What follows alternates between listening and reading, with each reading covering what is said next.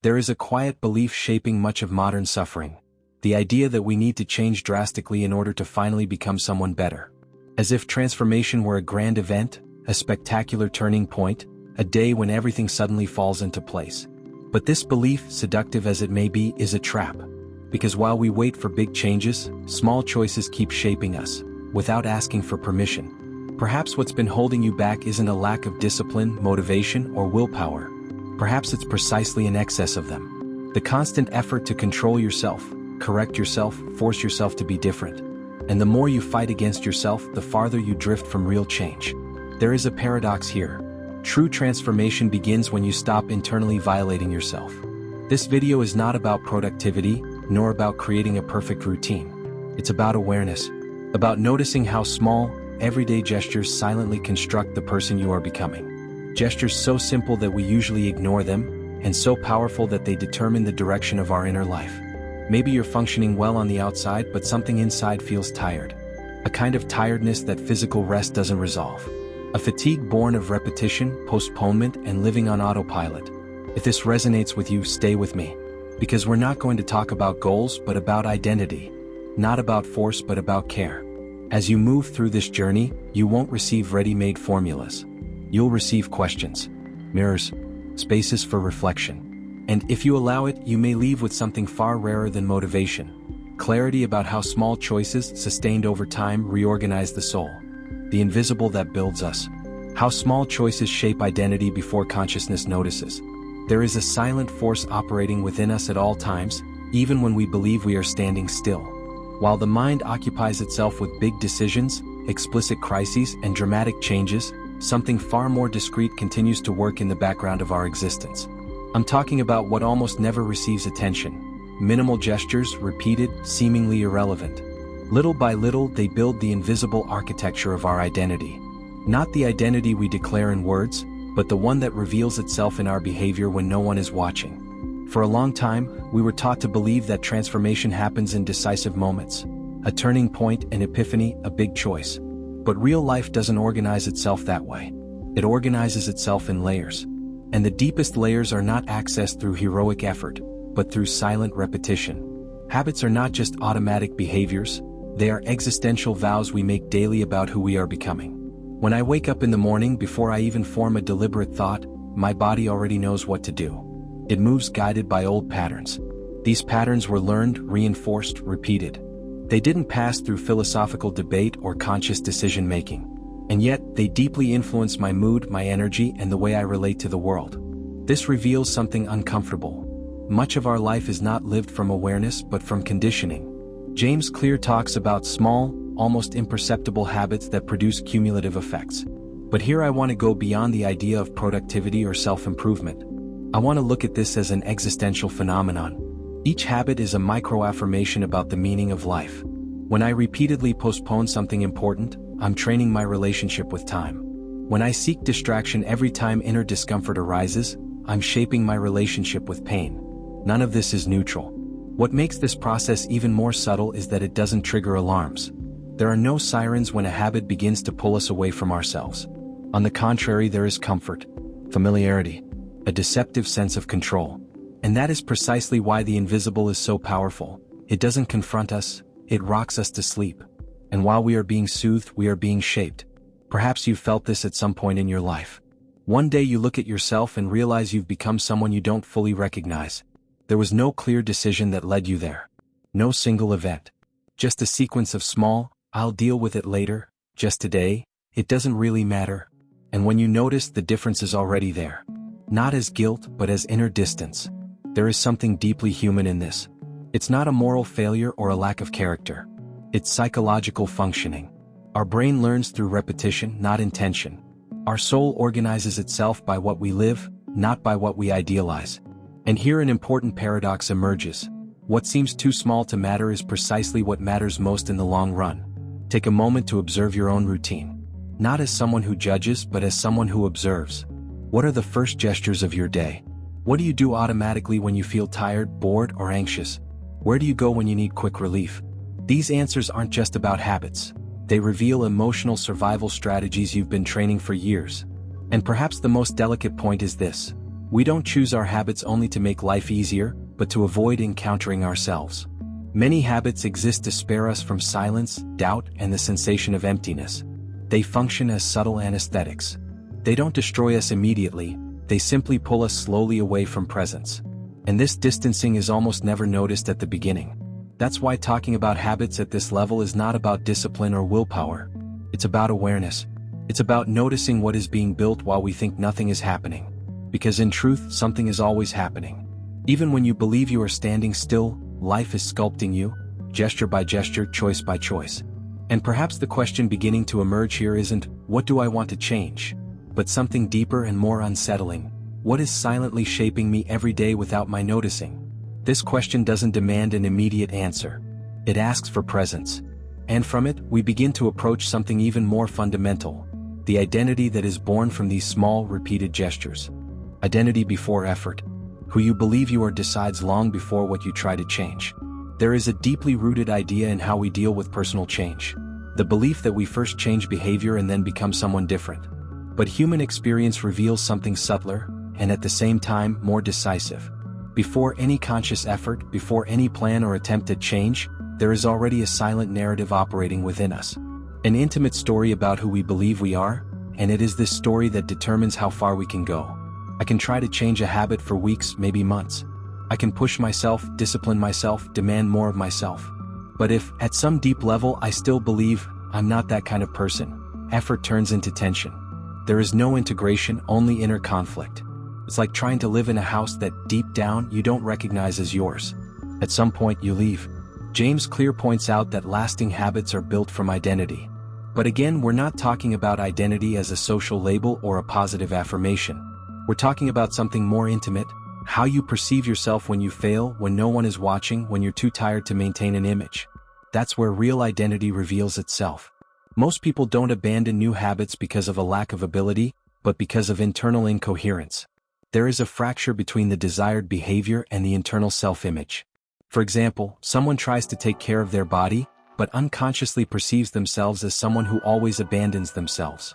Each small failure reinforces that old narrative. And little by little, the new habit stops being a living possibility and becomes just another frustrated attempt. What is almost never said is that identity doesn't change through rational persuasion. It transforms through lived evidence. Each small repeated act is not just an action, it's a symbolic vote. A gesture that says, maybe I'm someone who does this. And when these votes accumulate, something begins to reorganize internally. Not as euphoria, but as quiet recognition. Notice how you speak to yourself when you make a mistake. Not out loud, but in that fast, almost automatic inner dialogue. I knew it. What's the point? It's always been this way. These phrases aren't just thoughts, they are identity structures. They sustain old habits more powerfully than any immediate pleasure. Changing a habit, therefore, requires listening to these voices without fighting them, but without blindly obeying them. There is a common misconception, believing that identity must be resolved before action. As if you needed to feel confident, deserving, or ready before starting. But the process works in reverse. Identity reorganizes itself as we walk. The problem is that this path is uncomfortable because it places us in a zone where we are no longer who we were, but not yet who we are becoming. It's unstable territory, and that's exactly where many people give up. In daily life, this appears in very simple ways. When you choose to prepare a mindful meal, even without motivation, you're not just eating better. You're offering your psyche new evidence. When you honor a small commitment to yourself, even imperfectly, something inside registers. Maybe I'm someone who respects myself a little more than before. These are identity seeds. But there is a crucial detail. The ego tends to turn identity into a prison. It says, this is just how I am, and uses that as a justification not to change. Consciousness, on the other hand, says, this is how I've been, and that opens space for movement. The difference between these two phrases seems small, but it separates stagnation from maturation. This is not about denying who you've been, nor rejecting your history. On the contrary, it's about honoring it without being trapped by it. Identity is not a sentence, it's a process in motion. And habits are one of the most concrete ways this flow manifests in everyday life. Not dramatically, but persistently. Perhaps at this point, the most honest question isn't what habit do I want to create, but something more essential. What kind of person is beginning to emerge from the small commitments I can sustain today? This question doesn't require a grand answer. It simply prepares the ground for something we don't fully control yet: the inner timing of transformation. The psychological time of transformation. Why the soul matures in silence while the mind demands results. There is a constant tension within us between two very different kinds of time. One is the time of the mind, hurried, comparative, oriented toward visible goals and quick rewards. The other is the time of the deep psyche, slower, organic, almost invisible. Most suffering related to personal change is born precisely from the collision between these two rhythms. We want immediate results from processes that, by nature, mature in silence. When we start a new habit, the mind begins counting days. It asks, shouldn't this be working by now? This kind of question is not innocent. It carries an expectation of control over something that doesn't respond to direct command. Inner transformation doesn't respond well to pressure. It responds to consistency, space, repetition without violence. But this is hard to accept in a culture trained to measure everything by performance. James Clear talks about the compound effect, about improving 1% each day. But what we rarely notice is that this 1% is almost never felt. It doesn't generate enthusiasm. It doesn't produce immediate emotional proof. And that's exactly why abandonment happens. Not because nothing is changing, but because the change is not yet perceptible to the ego. There is something deeply uncomfortable about continuing to do something without feeling a return. It confronts us with emptiness, doubt, the sense of, maybe I'm wasting my time. For many people, this feeling is unbearable. It touches old wounds, fear of making mistakes, of failing again, of investing energy and not being rewarded. And so the habit dies not from lack of value, but from excess expectation. The soul, however, operates differently. It doesn't respond to charts or rigid timelines. It reorganizes itself through assimilation. Each correct repetition creates a micro-adaptation within. Like roots growing underground, invisible to the eye, yet essential for the plant to stand firm when the wind comes. No one digs up a seed every day to check if it's growing, but that's exactly what we do to ourselves. In everyday life, this shows up when someone says, I tried for a month and it didn't work. A month for the psyche is almost nothing. It's just the beginning of contact. We're still learning to deal with resistance, self-sabotage, unconscious negotiations. We're still dismantling old patterns that took years to solidify. Expecting ease at this early stage is a misunderstanding of human functioning. There is also a subtle phenomenon. The more a habit touches something important, the slower it seems to advance. This happens because it's not just changing behavior but reorganizing values, beliefs, and even how we see ourselves in the world. It's like renovating a house while living inside it. The process is uncomfortable, noisy, and rarely feels efficient while it's happening. The problem is that we confuse slowness with failure. And by doing so, we interrupt processes that were just beginning to take root. Mature awareness learns to distinguish between these two states. It recognizes that not every absence of visible results is a sign of error. Sometimes it's a sign of depth. Notice how you react to time. Not clock time, but the inner time of things. Do you feel anxious when something takes a while to show results? Do you pressure yourself for not feeling constant enthusiasm? These reactions aren't just about habits, they're about your relationship with life. Often, the habit is merely the stage where this broader conflict reveals itself. There is a quiet wisdom in continuing, even when motivation doesn't appear. Not out of stubbornness, but out of trust in the process. This trust doesn't come from blind faith, but from understanding that what's being transformed is not only visible behavior, but the internal structure that sustains it. Perhaps the question beginning to arise here is less about when will I see results? And more about how I can learn to respect the inner timing of my own transformation. This question opens space for another essential element, something that often shapes us more than willpower: the environment we're immersed in. Environment, the disguised mirror of consciousness. When the outer world reveals our deepest conditionings, we tend to think of the environment as something neutral, merely the backdrop where life happens. But this is a comforting illusion. The environment doesn't just surround us. It educates us, directs us, and often decides for us before consciousness has a chance to intervene. Much of what we call lack of discipline is, in truth, a silent dialogue between our internal conditionings and the external stimuli that surround us daily. James Clear points out that shaping the environment is one of the most effective ways to sustain habits. But seen from a deeper level, the environment functions as a mirror. It reflects what we tolerate, what we avoid, and what we unconsciously seek. What we leave in sight, what we hide, what we organize, and what we leave to chance. All of this speaks about our relationship with ourselves. Notice, for example, the spaces you occupy most often. Your bedroom, your workspace, your phone. These places are not merely functional, they are extensions of your psyche. A consistently chaotic environment may signal an overloaded mind.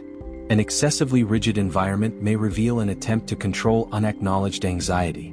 There is no judgment here, only symbolic reading. Many people try to change habits without touching the environment. It's like swimming against an invisible current.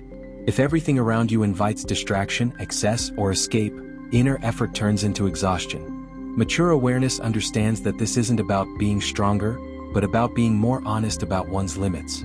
Adjusting the environment is not weakness, it's applied wisdom. In daily life, this appears in simple ways.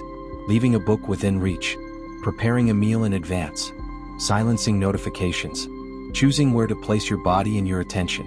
These gestures are not merely strategic, they are symbolic. They tell your psyche, I'm caring for the path, not just the goal. There is also a more delicate point. Often we maintain environments that sabotage our own processes because they confirm old identities. A disorganized space can sustain the narrative, this is just how I am. A stimulus-filled environment can prevent encounters with inner silence. In this sense, changing the environment can create discomfort, because it begins to remove emotional crutches we were using without realizing it. The social environment also matters here. The conversations we nurture, the themes we repeat, the people we spend time with. Not because someone is good or bad, but because certain contexts reinforce specific inner states. There are environments that expand us and others that keep us small. Noticing this is not arrogance, it's emotional responsibility. There is an interesting paradox. When the environment begins to support the habit, personal merit seems to diminish. And the ego doesn't like that. It wants credit, it wants to feel it won through force. But consciousness perceives something different. It perceives that living well is not a constant battle, but a gradual alignment between inside and outside. Little by little, the environment stops being an obstacle and becomes a silent ally. It doesn't demand continuous effort, only initial decisions made with clarity. And these initial decisions, although they seem external, reflect an inner movement, the recognition that we don't need to violate ourselves in order to change. Perhaps as you look at your own life, a subtle question arises.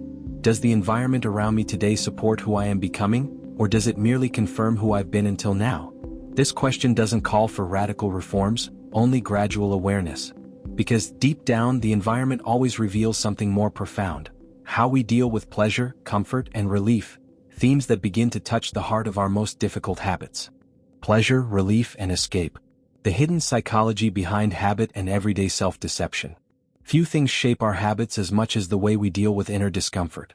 Even before we seek pleasure, we seek relief.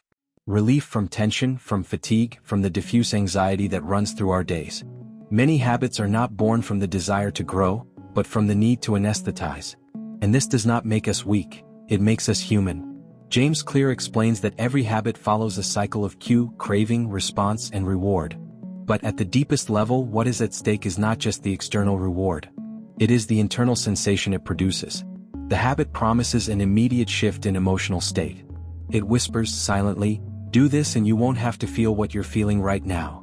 In everyday life, this shows up in almost imperceptible ways. Opening the phone without noticing. Eating without real hunger. Procrastinating not out of laziness but out of a diffuse fear.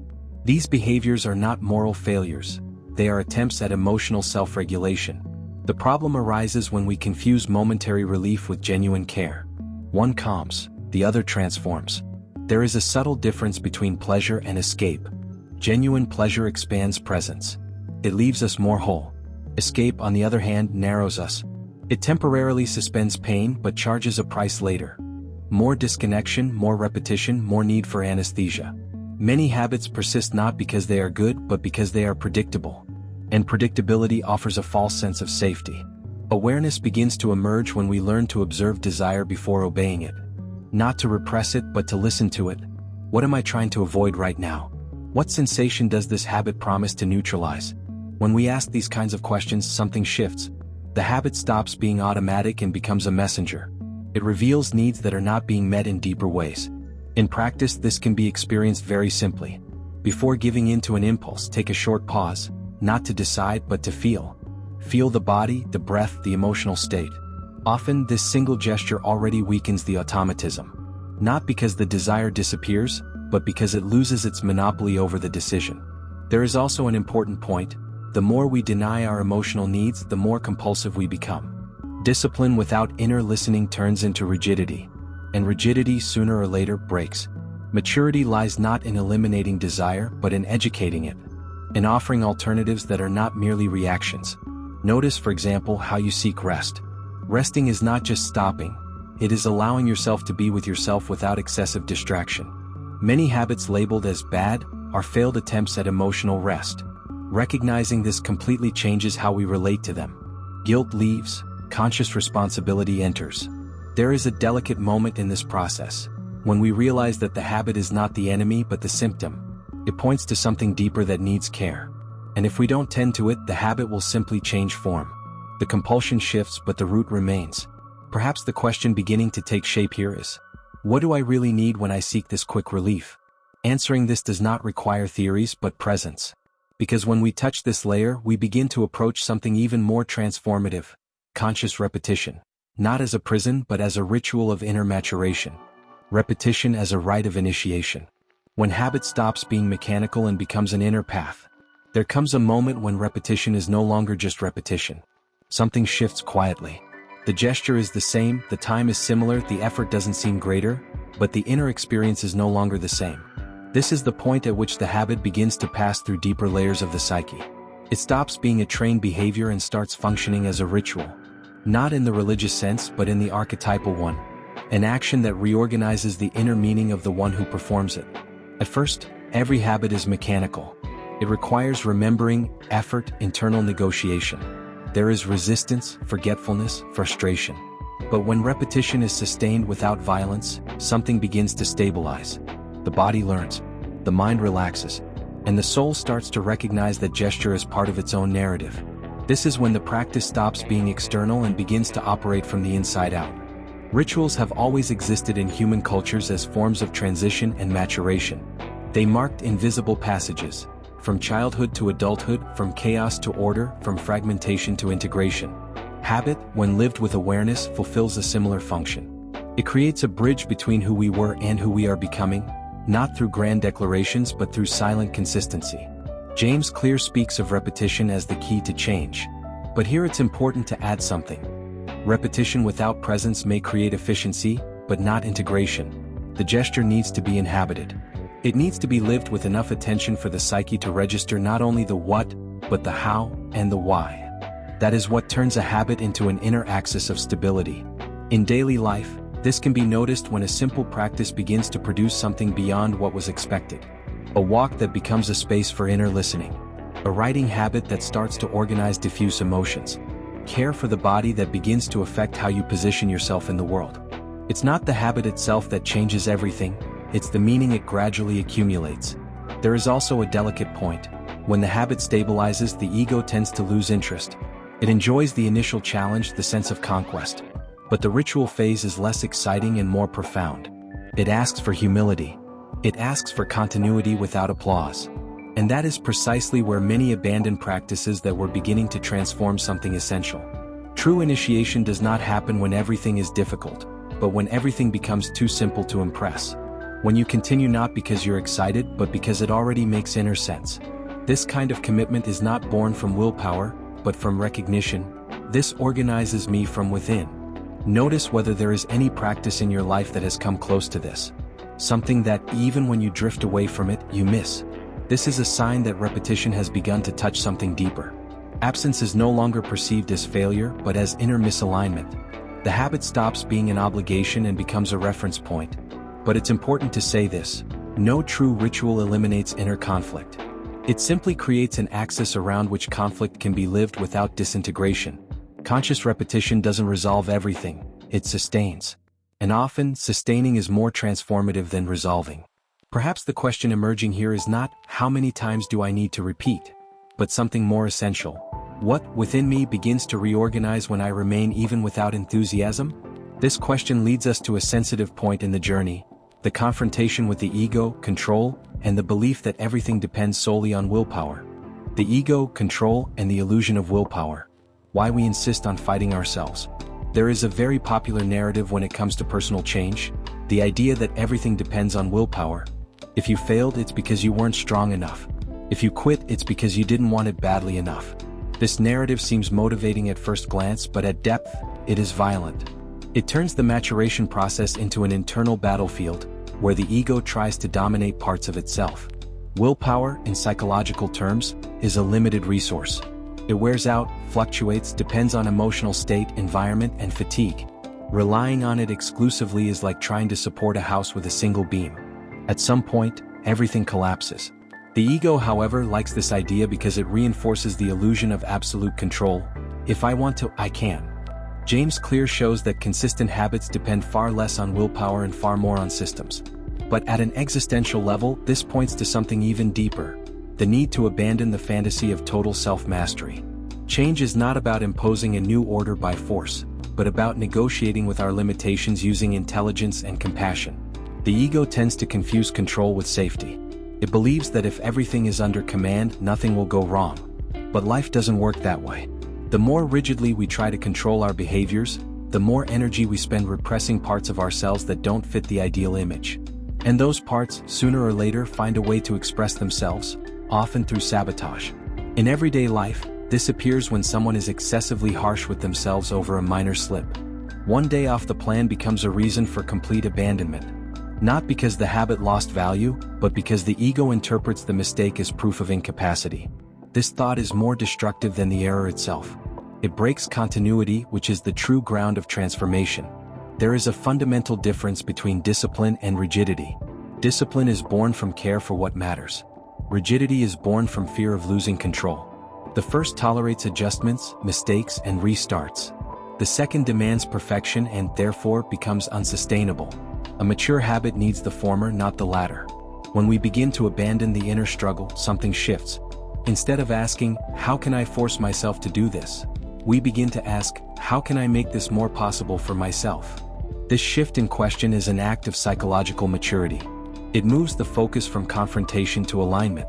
In practice, this may mean reducing the size of the habit on difficult days instead of abandoning it. It may mean adjusting expectations, accepting different rhythms, respecting emotional states. Not as an excuse but as a conscious strategy. Willpower, when it appears, is used as occasional support, not as the foundation of the process. The ego also craves visible results because they feed self-image. But real transformation doesn't always produce immediate external signs. Often, what changes first is the relationship with oneself. Less inner violence, less guilt, more continuity. These are subtle but profound signs of maturation.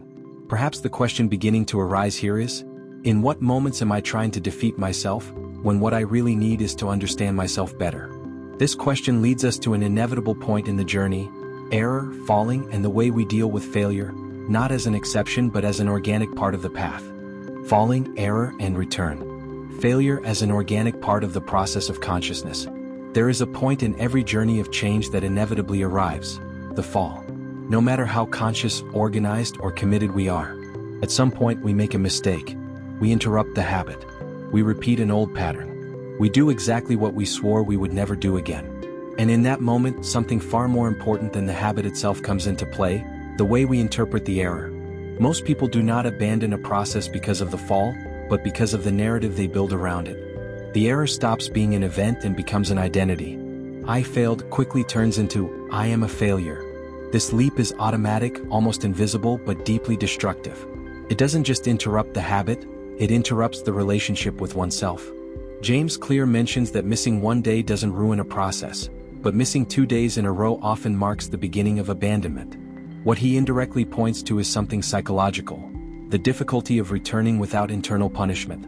The problem is not falling. It is believing that the fall invalidates everything that came before. In human experience, returning is always harder than beginning. Starting something new carries hope. Returning requires humility. It requires admitting that we are not linear, that old patterns still exist, that maturation does not eliminate fragility. And this admission wounds the ego. That's why we often prefer to abandon completely rather than attempt to return. There is deep learning hidden in the return. It teaches us that continuity is not made of perfection, but of reconciliation. Reconciling with oneself after a mistake is an act of emotional maturity.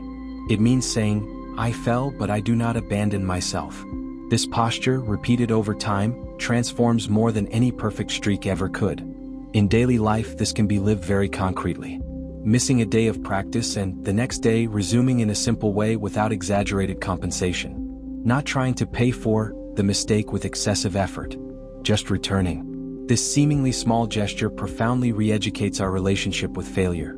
There is also wisdom in observing how we err. Mistakes are almost never random. They happen in specific contexts. Extreme fatigue, emotional stress, excessive self-demand, unfavorable environments. When we observe this without guilt, the error stops being an enemy and becomes information. It reveals necessary adjustments in the process. The fall also dismantles fantasies. It reminds us that we are not above the human condition, that we still need care, structure, and support. And this, although uncomfortable, makes us more real. A mature habit is not born from denying fragility, but from the ability to walk with it. Perhaps the most transformative point is this: each successful return weakens the inner voice that says you can't do it. Gradually, a new narrative forms, not of someone perfect, but of someone who does not give up on themselves at the first stumble. This identity is quiet but deeply stable. The question beginning to take shape here is not, how do I avoid falling? But something more honest: how can I learn to return without punishing myself? This question leads us to the final movement before synthesis. Understanding discipline not as hardness, but as a form of continuous care for one's own humanity. The human being who rebuilds himself every day. Discipline as care, not as inner violence. When we speak of discipline, many images arise automatically: rigidity, constant effort, pressure, harshness.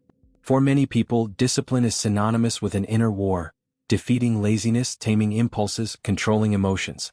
But this view, although common, is deeply limited. It is born from an immature understanding of what it means to sustain a path over time. The discipline that truly transforms is not the one that violates, but the one that cares. It resembles a daily gesture of maintenance more than a heroic act. It is the kind of discipline that understands its own limits, respects internal cycles, and still does not abandon what is essential. It does not shout, threaten, or punish. It remains. James Clear shows us that habits are built through consistency, not intensity. But at a deeper level, this points to something existential: the capacity to rebuild oneself daily without needing to reinvent oneself all the time. Maturity is not found in major ruptures, but in the silent continuity of small acts of care. In everyday life, this reveals itself when you do the minimum necessary to not drift away from yourself. Not the maximum. The minimum possible with presence. There are days when this minimum is all that can be done. And on those days it is enough. Caring discipline recognizes this. It does not compare, nor does it demand constant emotional performance. There is an essential difference between self-demand and self-responsibility. Self-demand charges results as proof of worth. Self-responsibility sustains practices as expressions of care. One wounds, the other strengthens. When we confuse the two, we turn habits into instruments of guilt, and sooner or later we abandon the path to escape the inner pain. Mature discipline also accepts that life changes. Routines need to be adjusted. Rhythms need to be revised. A habit is not an immutable idol, it is a living support. When it no longer serves care, it must be reorganized. Remaining faithful to oneself sometimes requires changing the form, not abandoning the essence. There is something deeply liberating in realizing that you do not need to be perfect in order to be consistent. Real consistency is flexible. It adapts without losing its axis. And that axis is not the result, but the relationship you build with yourself throughout the process. Over time, this form of discipline creates something very valuable: inner trust. Not euphoric confidence, based on visible victories, but the quiet confidence of someone who knows that even on difficult days, they do not completely abandon themselves. This trust sustains life in ways that go far beyond specific habits. And perhaps most importantly, discipline as care does not eliminate suffering, but it prevents unnecessary suffering, the kind created by guilt, self-deprecation, and the feeling of always falling short. It creates a more stable emotional ground where change can occur without the constant fear of failure. At this point in the journey, something begins to integrate. Habits cease to be isolated tools and become expressions of a posture toward life. A posture that recognizes one's own humanity and still chooses to continue. This prepares us for the final movement, not theoretical but lived. A concrete story where all of this takes form. The story of Daniel, one man, small gestures, and a reorganized life. A living synthesis of habits as a path of consciousness. Daniel was not in crisis. And in a way that was what bothered him the most. Life was functioning, a stable job, bills paid, reasonable relationships. Nothing was falling apart. But inside there was a sensation difficult to name, as if everything were slightly out of place. It was not open sadness nor intense anguish. It was a quiet fatigue with himself. A diffuse perception that the days were passing, but something essential was not being lived. He always woke up with the same automatic impulse. Grabbing his phone, scrolling the screen, postponing the encounter with himself. It was not pleasure. It was anesthesia. Throughout the day he repeated similar patterns. Postponing what mattered, reacting to whatever appeared, promising change for when I have more time. At night came the feeling of waste, not of productivity but of presence. And still the next day everything repeated itself. At some point, Daniel noticed something subtle. He was not living badly, but he was living on autopilot. And this began to bother him more than any explicit failure. There was no grand epiphany. There was only a simple, almost uncomfortable question. If my days continue like this for years, who will I become? That question did not bring immediate answers, but it opened a crack in the routine. Daniel did not decide to change his life. That felt too big, too abstract. Instead, he did something smaller. He chose a single gesture for the beginning of his day. Nothing heroic. Just sitting for 5 minutes in silence before any external stimulus. No formal meditation, no technique. Just presence. At first it felt strange. The mind complained. The body wanted to escape. But he stayed. Not out of rigid discipline, but out of curiosity. In the first days nothing changed externally. Life went on as before. But something began to reorganize internally. Those 5 minutes did not bring immediate pleasure, but they created a small interval between Daniel and his automatic impulses, a space where he began to notice himself before reacting. It was little, but it was new. And the new, when sustained, begins to create roots. Over time, Daniel realized that he was not just creating a habit. He was offering his own identity a new piece of evidence. He did not tell himself, "I am disciplined." He did not need to. But he began to feel something different. Maybe I am someone who can stay with himself for a few minutes. This feeling was quiet but powerful. It did not inflate the ego, it calmed it. There were days when he failed. Days when he woke up late, grabbed the phone, skipped the silence. Before, that would have become a reason for complete abandonment. Now it did not. He simply returned the next day. Without punishment, without compensation. This calm return began to transform something deep. His relationship with error. Making mistakes ceased to be proof of incapacity and became part of the process. Gradually, other gestures began to align. Not through forced effort, but through inner coherence. Daniel began to organize his environment better, not for aesthetics, but because he noticed how excess stimulation fragmented him. He started to care for his body with more respect, not for image, but because he noticed the emotional impact of accumulated fatigue. Small changes, connected by the same axis, presence. None of this made him immune to life. Problems continued to arise. Difficult days continued to exist. But something had shifted. Daniel no longer felt adrift within himself. There was a point of return, a quiet center built through repetition, care, and humility. His habits did not make him better than others, they made him more whole. At a certain moment, Daniel realized something he had never thought before. He was not trying to become someone different. He was simply stopping abandoning himself. And this change in perspective was decisive. Habits ceased to be tools of self-improvement and became expressions of self-respect. Not as discourse but as daily practice. If you look closely, you may realize that this story is not about Daniel. It is about anyone who, at some point, feels that life is passing too quickly on the inside. It is about understanding that transformation does not begin with grand decisions, but with small gestures sustained over time. Gestures that educate identity, reorganize the environment, welcome error, and respect inner rhythm. Perhaps you do not need to change everything. Perhaps you only need to choose a point of presence in your routine. A gesture small enough not to generate resistance, but true enough to create meaning. And from there, allow life to reorganize itself, not through control but through consciousness. Because in the end, habits are not about doing more. They are about being more whole in what is already being lived. And when that happens, transformation ceases to be a distant project and becomes a daily, quiet, and deeply human experience.